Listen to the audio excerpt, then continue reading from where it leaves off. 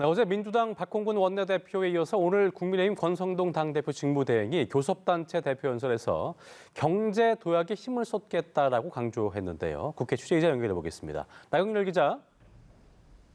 네, 권성동 원내대표는 문재인 정부의 경제 정책을 강하게 비판했습니다. 소득주도 성장과 최저임금의 급격한 인상으로 우리 경제가 활력을 잃었다 이렇게 평가했는데요.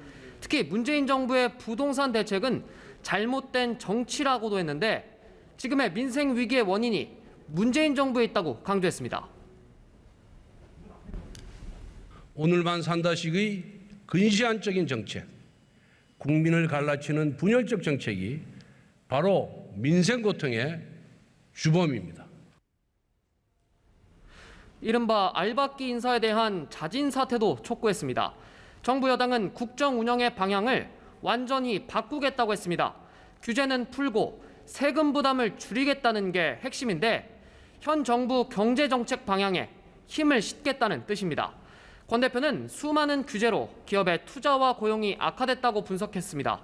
특히 노동개혁의 필요성을 강조했는데요.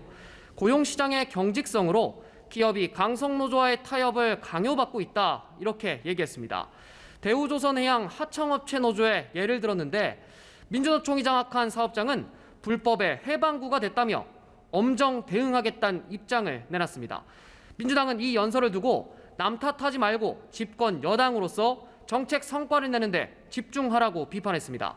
자신들의 실정과 책임은 외면했다는 겁니다. 또 국민과 국회를 바라보는 시각이 저급하다.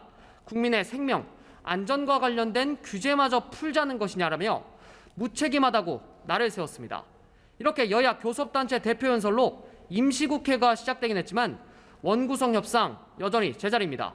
국회 공전이 계속되고 있는데 양당 원내대표가 막판 타결에 성공할 수 있을지 주목됩니다. 자, 그런가 하면 국민의힘에서는 지도체제에 대한 논쟁이, 또 민주당에서는 차기 당권에 대한 얘기들이 오갔다면서요. 네, 그렇습니다. 먼저 국민의힘은 이준석 대표 징계 이후 권성동 직무대행 체제를 놓고 논란이 이어지고 있는데요. 조기 전당대회를 열어야 한다, 아니다, 권대행 체제로 가야 한다는 의견이 충돌하고 있습니다. 오늘 차기 당권주자로 꼽히는 안철수 의원이 권대행 체제에 힘을 실었는데요. 이준석 대표의 의혹이 해소될 때까지 권 대표 직무대행 체제로 흔들림 없이 나아가야 한다고 강조한 겁니다. 이른바 윤핵관과 거리를 좁히며 당내 기반 확대에 나섰다는 평가가 나옵니다. 반면 또 다른 당권주자인 김기현 의원은 임시 시스템으로는 역부족이라며 권 대행 체제에 선을 그었습니다. 다음 주 당대표 예비 경선을 진행하는 민주당에서도 당권 경쟁이 치열한데요. 90년대 학번, 70년대생, 이른바 97그룹으로 불리는 재선 의원들은 오늘 국회에서 토론회를 열었습니다.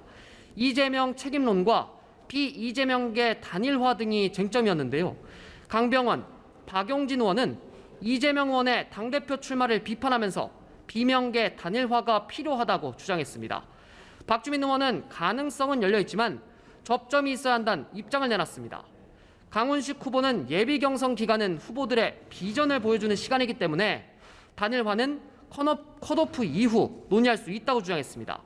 민주당 당대표 예비 경선은 다음 주 목요일 진행되는데 본선 진출자 3명이 결정됩니다. 지금까지 국회에서 전해드렸습니다.